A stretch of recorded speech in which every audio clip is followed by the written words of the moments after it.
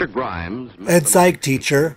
is displeased with the progress of his 9th grade class in Ed Psych. You see what low grades you made on your weekly mathematics Ed Psych test. More than half of you failed.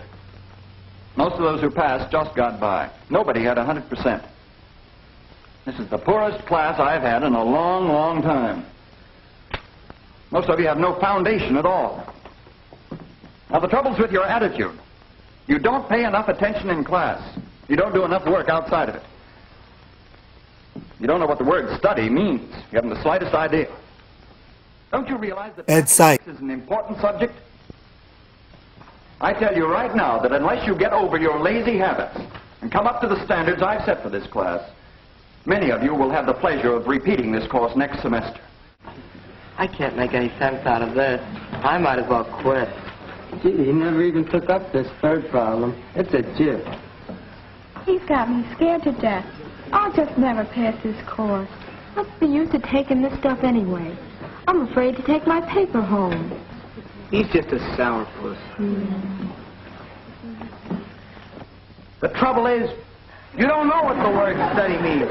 You haven't the slightest idea. Oh, try it. 2 detentions. 3 detentions.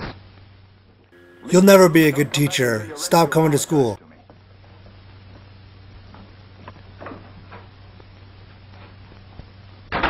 This is all wrong. Need any of these incidents have occurred at all? The lens of a motion picture projector is an eye that can help you stimulate, motivate, educate your students. But like any eye, it must be pointed in the right direction. Its wise use demands selectivity.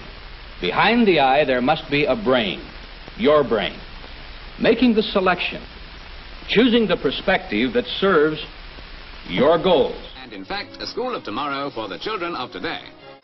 Apart from its attractive architecture, the whole approach to learning is enlightened.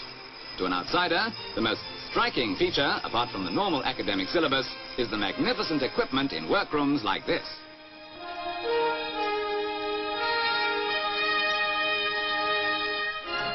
In the commerce class, for example, there's no frantic squabbling over one battered old typewriter. They've got a battery of 36 new machines. Similarly, in dressmaking and needlework, the girls are no longer bored by the limitations of a few years ago. At one time, embroidery and crochet work were the only outlets for a student's creative ability.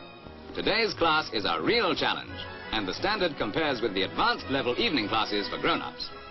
The finished garments, which in turn develop self-confidence and poise.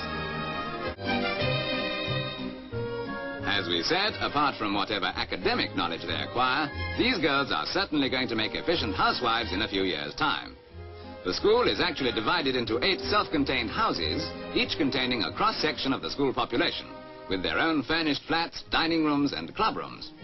Another incentive for pupils in the domestic science class is a regular invitation to lunch extended by them to their parents, and as you'll gather, the spread makes a far cry from the old days of unappetizing sausage rolls and rock cakes. It's pleasant to reflect that what is exceptional in this school today may be quite commonplace in a few years' time. Undoubtedly, our educational system has come a long way since the days when school was merely a place to play truant from and to leave as soon as one could.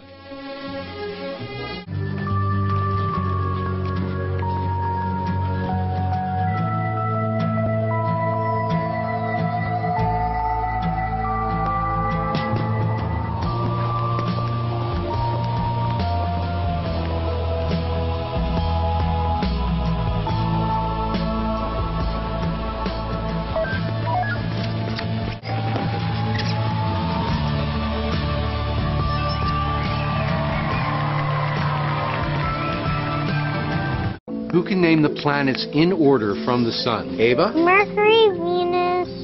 Ethan? Earth, Mars, Jupiter. Mark? Pluto. No. Ava? Saturn, Uranus. Mark? Don't even think about it. Actually do over Bogota in 2 minutes. Gotta go. Bye, dear darling.